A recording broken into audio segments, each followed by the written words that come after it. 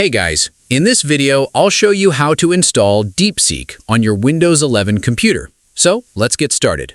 First, open your preferred web browser. For the best experience, Google Chrome is recommended. Go to the DeepSeek website and click Start Now. Sign in with your DeepSeek account or create a free account if you don't already have one.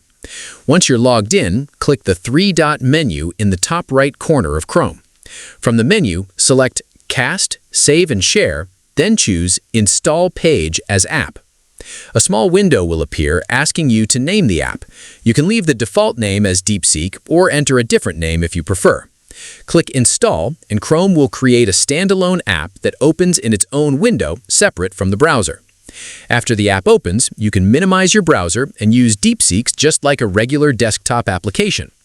To make it easier to access in the future, right-click the DeepSeek icon on the taskbar and select Pin to Taskbar. This lets you launch it anytime with a single click. That's all you need to do. You can now use DeepSeek as a dedicated app while enjoying the same features as the web version.